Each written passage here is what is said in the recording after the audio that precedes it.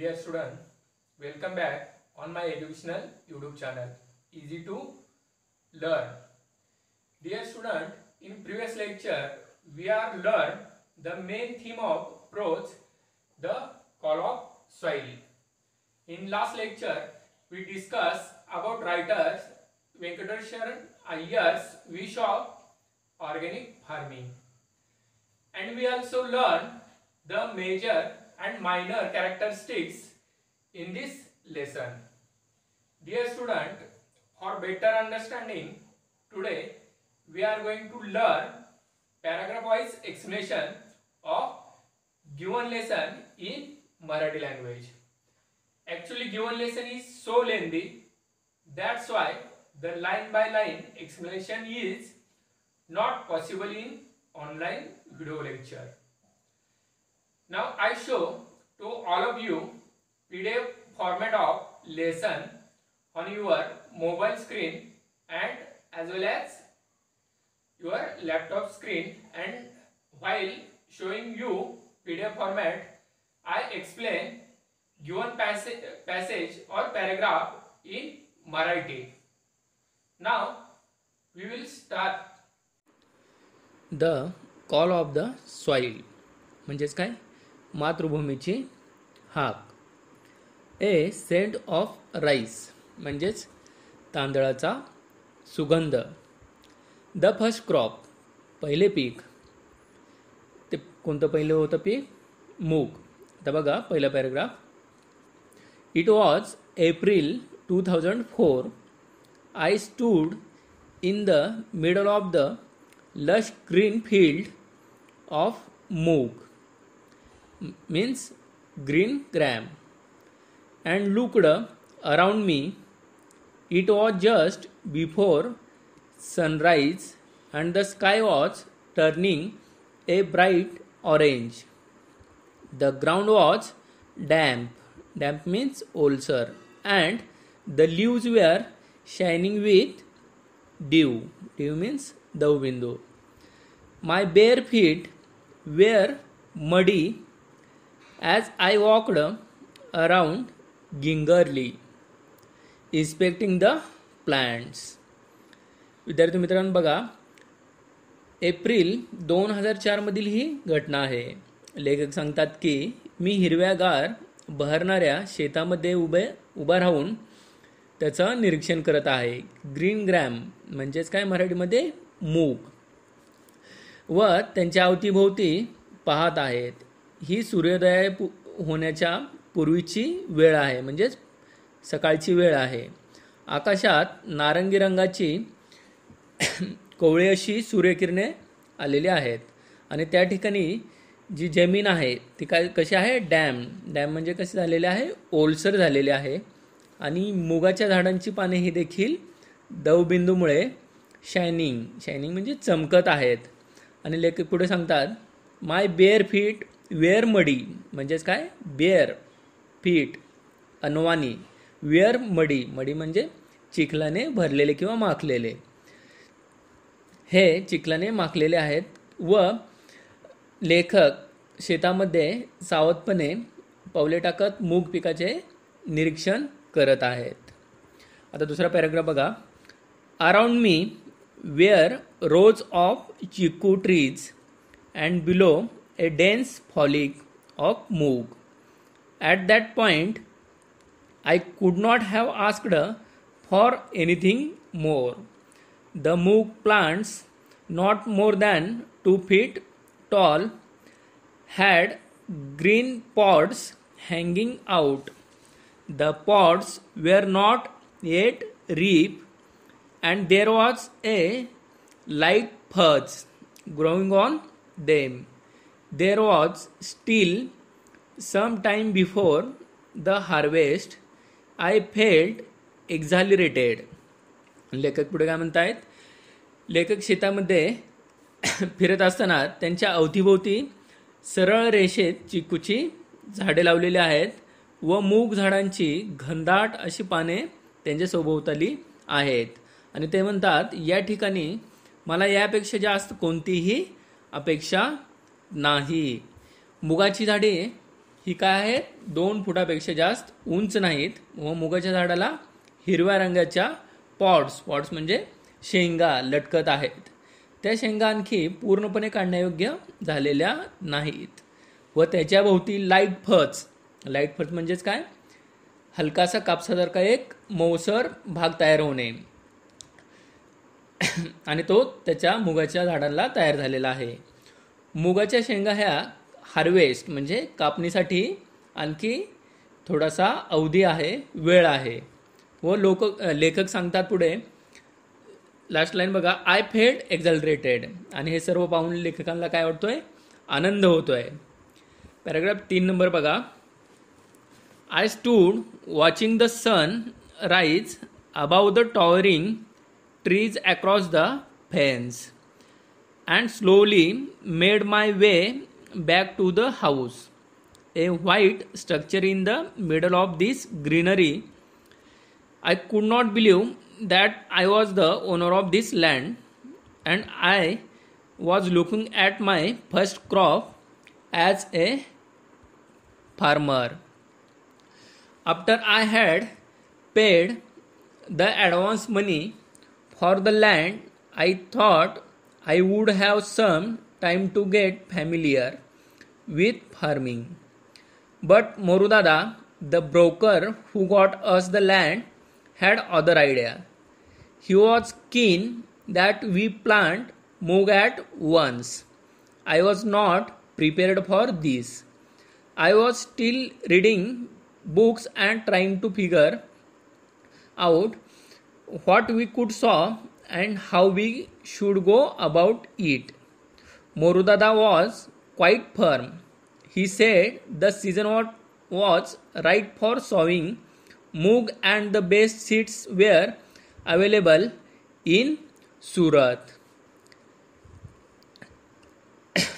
in the adjacent state of Gujarat. आणि त्याच्याच पुढे बघा आता तिसऱ्या पॅराग्राफमध्ये मराठीमध्ये लेखक तिथे उभे राहून काय म्हणतायत, उंच झाडांच्या फांद्यामधून खाली येणाऱ्या सूर्यकिरणांकडे ते पाहत आहेत व हळुवारपणे पावले टाकत ते घराकडे चाललेले आहेत. लेखक पुढे काय म्हणतायत, मी एक शेतकरी झालो आहे व ही शेतजमीन माझ्या मालकीची आहे यावर माझा आणखी विश्वास बसत नाहीये असे लेखक सांगतात. आणि ते पुढे काय म्हणतात, आणखी ही जमीन जी खरेदी केली आहे त्यानंतर काही काळ शेतीबद्दल व त्या तिथे घेण्यात येणाऱ्या पिकांबद्दल ते माहिती करून घेतात आणि त्यासाठी ते कशाचा वापर करतात, रीडिंग बुक म्हणजे पुस्तकातून त्याची माहिती घेतात.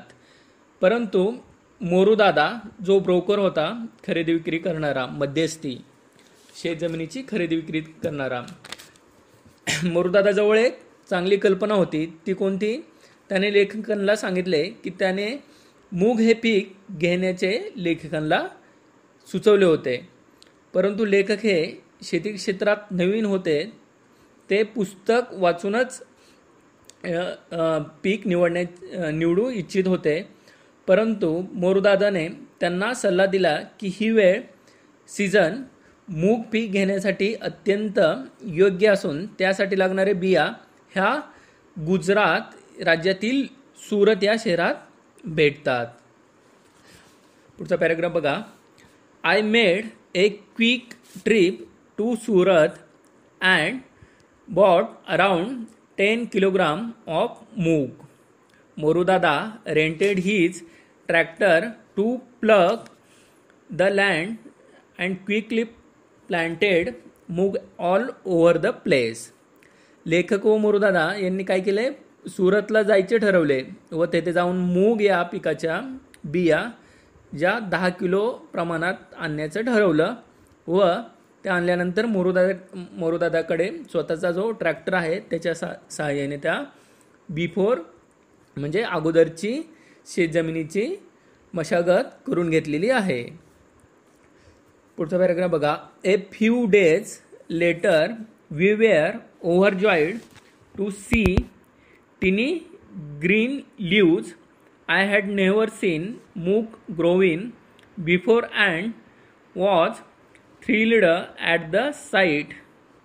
It was the same thrill I had felt as a young boy when I saw the first of the hibiscus म्हणजे काय, जास्वंदाचे झाड. I had planted bloom at the railway quarters in Vile-Parle in Mumbai. I was grateful to have taken Moru's advice. काही दिवसानंतर त्या बियांपासून लहान लहान असे रोप तयार होत गेले आणि ते पाहून लेखक खूप आनंदित झाले होते. हा अनुभव लेखकांसाठी खूप नवीन होता. जेव्हा लेखक लहान होते तेव्हा त्यांनी जास्वंदाचे झाड हिबिस्कस पाहिल्यानंतर जसे ते चैतन्यमय झाले होते, आनंदी झाले होते, तसेच आता मुगाचे पीक पाहून ही त्यांना तसाच आनंद होत होता. ते जेव्हा मुंबई येथील विलेपार्ले इथे राहत असताना त्यांनी हिबिस्कस म्हणजे जास्वंदाचे झाड लावल्यानंतर आणि ते वाढताना पाहिल्यानंतर जसं त्याला आनंद झाला होता तसाच इथे मूग पाहिल्यानंतर त्यांना आनंद होत आहे. नेक्स्ट पॅराग्राफ बघा. The next thing Morudada wanted to do was spray some pesticides on the plants. He claimed that it would give a higher yield. This was something we did not want to do. We were clear that we would not use any chemicals and tried to explain it to him. He reacted as if we had suggested harakiri. It took a lot of convincing to ensure that Morudada and his friends did not use any chemicals on the farm. They refused to understand how crop could grow without spray. आणि मोरूदादाच्या मते काही रासायनिक खते व जंतुनाशक मूग झाडावर spray केल्यानंतर उत्पन्नात वाढ होते, परंतु लेखकांना हे मान्य नव्हते. त्यांना फक्त सेंद्रिय पद्धतीची शेती करायची होती, त्यामुळे त्यांनी त्यासाठी नकार दिला होता. हे ऐकून मोरूदादाला असे वाटले की हराकिरी म्हणजे काय, जर लेखक हे रासायनिक खते व कीटकनाशक वापरण्याचे टाळून स्वतःच्या हाताने स्वतःच्या पोटात सुरी किंवा चाकू मारून घेतात, म्हणजेच हराकिरी म्हणजे स्वतःचं नुकसान करून घेतायत असं मोरूदादाला वाटलं होतं.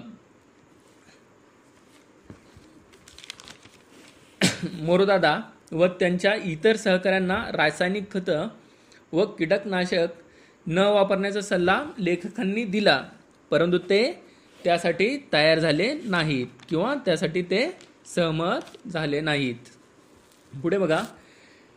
Contrary to what everyone had told us, nature did her job and she needed no bribes to get the work done. Soon it was harvest time and we managed a respectable 300 kilograms, an full lot of moog and with it a lot of confidence. Now I was certain the land was fertile and that it was possible to grow crops without chemicals. It was a major moral booster. आणि लेखकांच्या सल्ल्यांना सर्वांनी काय केलं होतं, गावातल्या लोकांनी विरोध केला होता. लेखकांचे मते निसर्ग हा सर्व गोष्टी घडवून आणतो व त्यासाठी त्याला ब्राइब्स म्हणजे लाच देण्याची काही गरज नाही. त्या पिकांच्या हार्वेस्ट म्हणजे कापणीनंतर लेखकांना 300 किलोग्रॅम उत्पन्न भेटले होते. कशाच्या? मूग ह्या पिकातून. त्यामुळे लेखकांना शेती करण्याच्या बाबतीतला थोडा आत्मविश्वास वाढलेला होता व केमिकलचा वापर न करता देखील चांगल्या प्रकारे शेतीमधून उत्पन्न वाढवता येते हे पाहून लेखकांना मोरल बूस्टर म्हणजे आत्मविश्वास वाढला होता किंवा मनोधैर्य वाढलेले होते. हा झाला पहिला पार्ट आणि त्या पार्टमध्ये आपण काय पाहिलं, फर्स्ट क्रॉप जे मूग होतं ते. आता दुसरा पार्ट बघा, त्याच्या खाली द सेंट ऑफ राईस, तांदळाचा सुगंध. The first year I was late for the rice sowing season and had to resort to growing the GR4 variety that was short term and recommended by the agricultural officers at Kosbad. The next year we decided that we would start early and try to find some good traditional variety of rice to grow. We had read about traditional varieties of rice and knew that they did not require very high inputs of fertilizers. Fertilizers म्हणजे काय, कृत्रिम खत. These varieties were also quite strong and resisted pests. We were sure that it was this type of rice that would grow well in our farm, where we did not use any chemicals at all. Our previous year's experience and low yield had taught us a lesson, and we were sure we would not plant hybrid this year. आणि पहिल्या वर्षी लेखकांना तांदूळ लागवडीसाठी थोडासा उशीर झालेला होता व त्यांनी GS4 ही तांदळाची व्हरायटी आहे, म्हणजे तांदळाची एक जात आहे आणि त्या GS4 जातीचे बियाणे त्यांनी वापरलेले होते. आणि GS4 या जातीचे बिया कोसबाड या ठिकाणच्या कृषी अधिकाऱ्याने लेखकांना सुचवलेले होते, परंतु लेखक त्या व्हरायटीबद्दल समाधानी नव्हते. म्हणून त्यांनी काय केलं, पारंपरिक पद्धतीचे बियाणे निवडायचे ठरवले होते व पारंपरिक पद्धतीच्या बियाण्यांना पाणी देखील कमी लागते असं लेखकांचं मत होतं. त्यामुळे लेखकांनी यावर्षी नवीन व्हरायटी, पारंपरिक पद्धत सोडून नवीन व्हरायटी कोणती, सेंद्रिय पद्धतीची व्हरायटी निवडायचं ठरवलं आणि त्यांना सुचवलेली होती GS4. आता बघा पुढे. In April 2005 we started to look for a good variety of traditional rice. It was one of our neighbors in the village, a businessman from Mumbai who owned land, who suggested that we plant a local scented variety of rice. Most of the farmers in and around the village of Pet had switched over a hybrids. The younger generation of farmers thought I was crazy to ask for the Desi variety, as they called it. My regular visits to the villages around searching for a good traditional variety also did not yield any results, and we were almost giving up hope. आणि लेखक पुढे काय म्हणतात, 2005च्या April महिन्यात बियाण्यांचा त्यांनी शोध सुरू केलेला होता. मुंबईमधील एका व्यावसायिकाने लेखकांच्या शेतजमिनीच्या शेजारीच जमीन खरेदी केली होती. त्या व्यावसायिकाने लेखकांना सुचवले होते की सुवासित किंवा सुगंधित तांदळाचा वापर करा किंवा त्याचा बिया आपल्या शेतामध्ये लावा. पेठ या गावातील बहुसंख्य शेतकरी हे हायब्रिड म्हणजेच कसले संकरित बियाणांचा वापर करत होते. गावातील तरुण शेतकऱ्यांना लेखक हे क्रेझी म्हणजे वेडसर वाटत होते, कारण ते पारंपरिक पद्धतीच्या बियाण्यांचा शोध घेत होते.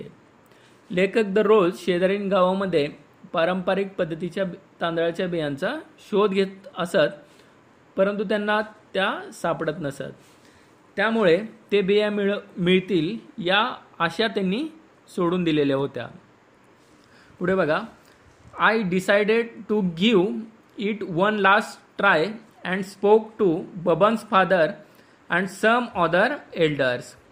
After many meaningful conversations, they mentioned the name of कसबाई. आणि लेखकांनी शेवटचा प्रयत्न म्हणून बबनच्या वडिलांकडे याबद्दल विचारपूस केली व गावातील इतर काही वयस्कर व्यक्तींकडून सुद्धा त्यांनी माहिती घेतली व त्यांच्या सर्वांच्या तोंडून चर्चेनंतर त्यांना कसबाई या तांदळाच्या व्हरायटीबद्दल समजले होते. पुढे बघा, Kasbai is a traditional long grained rice variety which has a distinct aroma. Though much milder than basmati, it's a long duration crop and most of the older people remembered growing it year ago.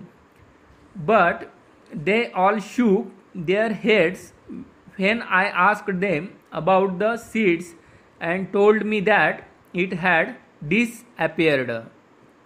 आणि कसबाई हा लांब दाणे असणारा व विशिष्ट आरोमा म्हणजे सुगंध असणारा तांदळाचा एक प्रकार होता आणि बासमती जो तांदूळ आहे त्यापेक्षा थोडासा सौम्य त्याचा सुगंध होता व कसबाई तांदळाला जास्त कालावधी येण्यासाठी लागतो व उत्पन्न देखील कमी भेटते. लेखकांनी या व्हरायटीच्या बियांबद्दल गावकऱ्यांना विचारपूस केली असता काहींनी रागावून नकारार्थी माना देखील हलवल्या. डिसअपिअर्ड म्हणजे नकारार्थी मान हलवणे. त्याच्या पुढे बघा आता, the tale of Kasbai made us more determined to get it. We decided that if we did manage to get some seeds, this would be a great rice to grow. I thought the government may know something about it. A visit to the agricultural officer was enlightening. He had not even heard of this rice variety. He said the villagers were taking me for a ride and there was no rice by this name. By this name he rattled off the names of a number of latest hybrids and even offered to give me some of them free of cost for a trial. Cursing myself for wasting time with him, I moved on to the next destination. आणि कसबाई व्हरायटीबद्दलच्या गोष्टी ऐकल्यानंतर लेखकांना अपेक्षा होती की काही प्रमाणात थोड्या प्रमाणात तरी बिया भेटल्या तरी चालतील, थोडाच पण चांगल्या दर्जाचा तांदूळ लावता येईल असे त्यांना वाटत होते. त्यामुळे सरकारी कृषी कार्यालयात जाऊन देखील त्यांनी विचारपूस करायची ठरवली व तेथे जाऊन त्यांनी विचारपूस केली. परंतु तेथे कसबाई तांदळाच्या बिया त्यांना भेटल्या नाहीत आणि त्यांनी त्यांना सांगितलं की ही खूप पारंपरिक व जुनी व्हरायटी असल्याकारणाने आता ते नामशेष झालेली आहे. आता पुढचा पॅराग्राफ बघा. This time it was the Adivasi Mahamandal at Kasa which buys rice from the Adivasi villagers on behalf of the government. Kasbai did not figure in their files. A good indication why people did not grow it anymore. The market itself did not recognize the rice. So if you grew it, you would not be able to sell it. However, the officer in charge here had more knowledge of rice and did remember Kasbai being sold to him a few years ago. आणि पुढे काय म्हणतात ते, त्या काळी कासा या ठिकाणी लोकांसाठी आदिवासी महामंडळ स्थापन करण्यात आलेलं होतं. आदिवासी लोक तेथे काय करायचे, त्यांच्या शेतातील आलेले पीक विकण्यासाठी येत असायचे आणि तिथल्या अधिकाऱ्यांकडे जाऊन लेखकांनी त्या कसबाई व्हरायटीबद्दल चौकशी केली, तिथे देखील त्यांना ती मिळून आली नाही, भेटली नाही. पुढे बघा. सो व्हेन आय इन धनिवरी, धनिवरी हे गावाचं नाव आहे, धनिवरी Baban and I started looking for Devu Handa and found a graying old man wearing a cap sitting outside his house on a charpoy, an ex-sarpanch of the village. He had acres of land, a house and a large family. After exchanging the usual pleasantries, we come to the topic of Kasbai. The mere mention of Kasbai and Devu Handa drifted into the past. His eyes turned dreamy and with a tremble in his voice, he told us how the entire village at one time grew only Kasbai. He said there was a time when people passing our village during lunchtime would be forced to stop and ask for a meal. Such was the alluring aroma of Kasbai. The entire area would have this heady aroma hanging in the air, as all the houses cooked the same rice. Today, he said, no one grew Kasbai and everyone had shifted to growing the new hybrid varieties. He claimed he had to force himself to eat this rice that was so inspired. आणि नंतर लेखक काय म्हणतात, लेखक व बबन हे धनवरी या गावात जाऊन त्या कसबाईचा शोध घेऊ लागले, कसबाई व्हरायटीच्या तांदळाचा शोध घेऊ लागले. तेथे एक वयस्कर व्यक्ती होता ज्याचे नाव देहू अंडा होते. तो त्या गावचा माजी सरपंच देखील होता. त्या गावचा तो एक जमीनदार होता आणि तो कशावर बसला होता, चारपाय म्हणजे घरासमोर ते एक बाज असते, त्या बाजेवरती तो बसलेला होता. आणि त्याचे घर देखील तिथं हज म्हणजे मोठे, त्याचं घर देखील त्या गावामध्ये मोठं होतं. त्याच्याकडे त्यांनी जाऊन विचारपूस केली.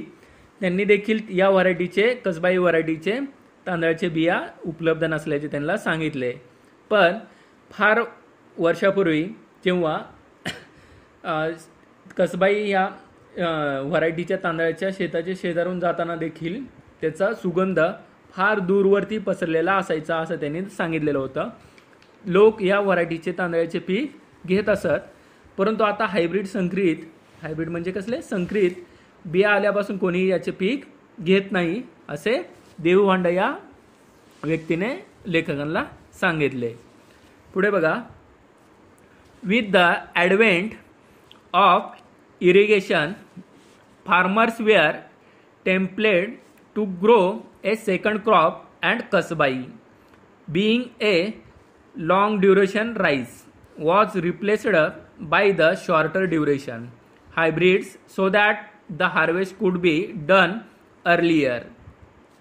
This ensured that the farmers could take up a second crop. आणि त्या कसबाई या झाडाला पिकाला पाण्याची देखील खूप अडचण होती त्या काळी व जास्त कालावधी लागायचा. या कारणामुळे ते पीक कोणीही घेत नसायचे व कमी कालावधीत येणारे आणि कमी पाणी लागणारे हायब्रिड म्हणजे संकरित पिकांची शेतकरी निवड करू लागले. I asked why he had shifted if he was so unhappy with the hybrids. No one forced him to do. Did they? He smiled and replied that earlier fields did not have fences, and once the harvest was over, the cattle were released into the fields If my fields alone has कसबाई, it will be a treat for the cattle, he explained. आणि लेखक पुढे काय म्हणतात, त्या व्यक्तीला लेखकांनी त्या व्यक्तीस विचारले की शेतकरी हायब्रिड संकरित ह्या व्हरायटीची निवड का करतात, ते जरी हानिकारक असून देखील.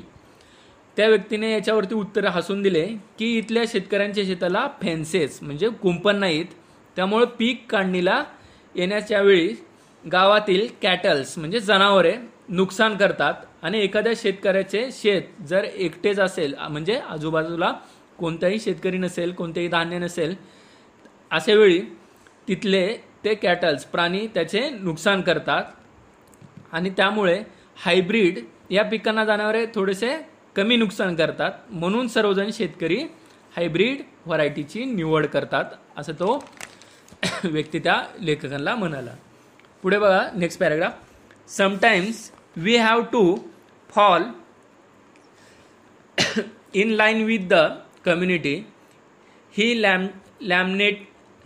लॅमेंटेड hybrids need more water, fertilizer and pesticides. He said that yields were good initially but of late had reduced a lot. Besides, he said that each year they had to increase the quantity of urea and pesticides they used. It was as if the newer hybrids had an insatiable appetite for chemicals. He told us that even when there were flash floods in the 60s, Kasbai had stood its ground. He fondly remembered how the rice was still standing when they all returned to the village after the floods had reduced. Such was the strength of the rice. But look what we have done, he rued. आणि लेखक काय म्हणतात पुढे बघा. लेखक दुःखी होऊन काय म्हणतात की काही वेळा समजा काही वेळा काय करावं लागते, त्या गावातील समाजासोबत जुळवून घ्यावं लागतं. हायब्रिड म्हणजे काय, संकरित व्हरायटीच्या पिकांना जास्त प्रमाणात पाण्याची आवश्यकता असते, तरी देखील त्याला लोक निवडतात. त्याचप्रमाणे त्या हायब्रिड पिकांना कृत्रिम खत व कीटकनाशकाचा देखील मोठ्या प्रमाणात वापर केला जातो, त्याची गरज असते. आणि ते पुढे आणखी एक उदाहरण देतात. 60च्या दशकात जेव्हा फ्लड म्हणजे महापूर आला होता, तेव्हा सर्व शेतामध्ये पाणी शिरले होते. गावातले शेतकरी हे गाव सोडून निघून गेले होते. त्यावेळी हायब्रिड व्हरायटीच्या तांदळाच्या पिकांचे खूप नुकसान झाले होते. तरी देखील कसबाई ह्या ट्रॅडिशनल म्हणजे पारंपरिक सेंद्रिय व्हरायटीचे तांदळाचे पीक हे व्यवस्थित सुस्थितीत शेतामध्ये नुकसान न होता उभे होते. हा अनुभव असून देखील तरी देखील गावातील लोक काय करत होते, आता कसबाई व्हरायटीचे पीक घेण्याचे इग्नोर करत होते म्हणजे टाळत होते आणि ते ट्रॅडिशनल व्हरायटी सोडून हायब्रिड व्हरायटी यूज करत होते. हे सर्व पाहून लेखक शेवटी हळहळ व्यक्त करताना दिसत आहेत. आता पुढचा पॅराग्राफ बघा. As he went on reminiscing about the rice, we gently guided him back to the reason for our visit, the Kasbai seeds. He was sure that there was not a single villager in his area who would have the seeds of Kasbai. According to him, the only people who still grew it were the Adivasis in a hamlet at the foothills of the mountains in the next village, Asawari. We bid farewell to Devahanda, who lovingly blessed us and said, Mahalakshmi the local goddess will give you the seeds of Kasbai. अशा प्रकारे देऊ हंडा जो माजी सरपंच होता, जो जमीनदार होता, हे तांदळाच्या पिकाच्या आठवणीत रमलेले असतानाच लेखक तेथे काय सांगतात, त्यांच्याकडे येण्याचं मूळ हेतू उद्देश काय आहे ते सांगतात. ते कशासाठी आले होते, कसबाई या व्हरायटीच्या तांदळाच्या शोधाबद्दल तिथे आलेले होते आणि त्याबद्दल ते त्याला आता विचारपूस करतात. आणि ते ऐकल्यानंतर देऊ हंडा यांना खात्री होते की हे त्या फार पूर्वी जे पीक घेतलं जात होतं ओल्ड ट्रॅडिशनमध्ये, कसबाई ह्या तांदळाची विचारपूस करत आहेत हे त्यांना खात्री पटली होती. मग त्यांना देवहांडांनी सांगितले की या गावामध्ये कोणीही या व्हरायटीच्या तांदळाची निवड करत नाही किंवा ते वापरत नाहीत आणि तुम्हाला इथे कुठेही उपलब्ध होणार नाहीत. आणि ते पुढे सांगतात की इथून जवळच आदिवासी लोक जे Hamlet at the foot hills of the mountain, म्हणजे डोंगराच्या पायथ्याजवळ राहणारे लोक, आणि ते कोणतं गाव आहे तिथे डोंगराच्या पायथ्याजवळ वसलेलं असारवरी, या आदिवासी लोकांच्या गावात जे लोक राहतात ते पीक ते कसबाई व्हरायटीचे पीक घेतात असं त्या देऊहंडा लेखकांना सांगतो. हे ऐकल्यानंतर लेखकांनी देऊहंडा यांचा काय केलाय, निरोप घेतला व असारवरी या गावाकडे निघालेले आहेत. निरोप घेताना देऊहंडा यांनी लेखकांना ग्राम देवता महालक्ष्मी त्यांना यश देवो अशा शुभेच्छा देखील दिलेल्या आहेत. पुढचा पॅराग्राफ बघा. In Asarvari village we asked the sarpanch to help us as we were not very fluent with the local dialect. He sent his assistant Jeevan with us into the hills. After a half hour walked through thick vegetation, crossing numerous streams and ditches and scrambling over rocks and gravel, we reached the sleepy hamlet of Boripada. There were just 2 ramshackles houses in front of us, and we wondered if this was the right place. A wrinkled old woman sitting before one of the houses looked at us with curiosity. As we approached her, we signaled to Jeevan to ask the crucial question. She muttered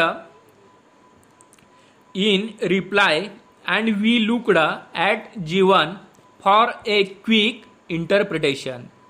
He broke into a smile and informed us that she did have the rice and wanted to know who we were and why we wanted it.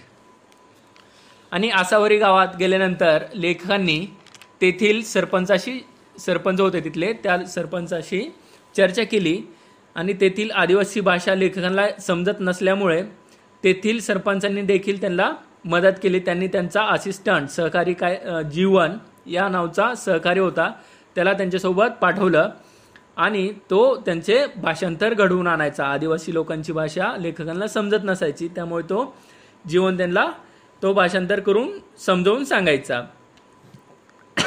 त्या आदिवासी गावात, कोणतं गाव, असारवरी या गावात अनेक लहान मोठे ओढे नाले, घनदाट जंगल होते आणि ते पार करून अर्ध्या तासानंतर चालत प्रवास केल्यानंतर लेखक बोरीपाडा या आदिवासी लोकांच्या दुसऱ्या गावामध्ये पोहोचले होते.